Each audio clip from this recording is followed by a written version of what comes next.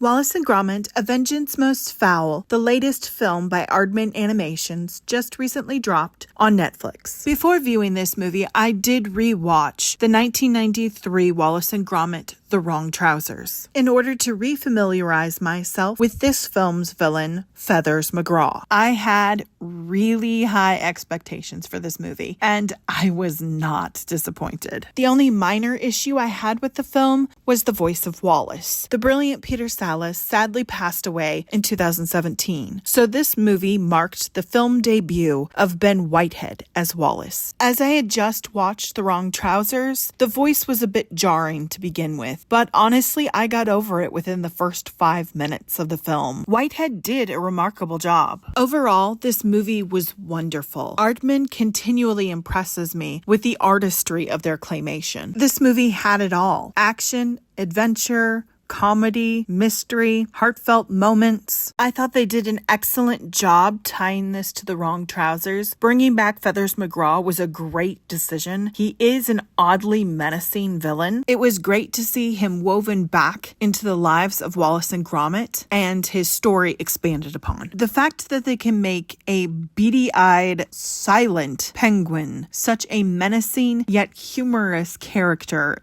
is amazing, and his disguises were just great.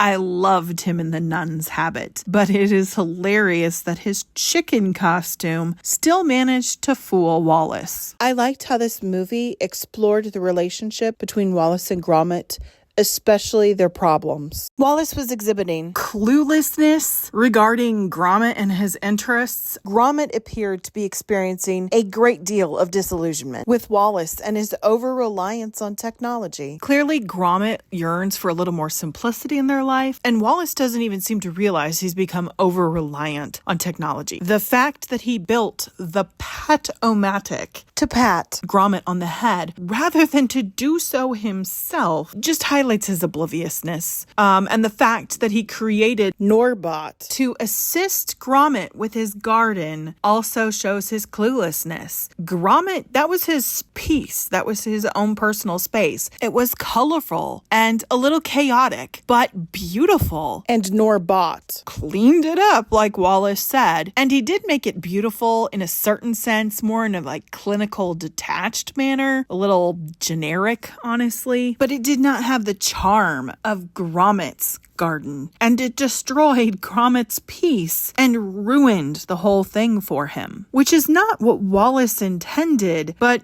honestly, Wallace just doesn't understand Gromit at this point. I think that's the heart of the story, is Wallace and Gromit growing in different directions and needing the circumstances of Feathers McGraw seeking revenge. I think they needed that to find their way back to each other, for Wallace to overcome his cluelessness, and for Gromit in many regards to ask for what he really wants, like physical affection and friendship, to have his best friend back. Overall, there was a lot to love about this movie. I enjoyed the cute yet creepy gnomes, and I liked the dynamic between the two cops, and I really enjoyed Feathers McGraw trying to seek vengeance only to fail in the end. And it was really nice to see that Wallace and Gromit were able to appreciate each other again and enjoy little things in simplicity. I will definitely be watching this movie over and over again. It was really enjoyable. It's just an excellent movie, and I'm glad I watched it. I'm glad they made it. I hope we see more from Wallace and Gromit in the future.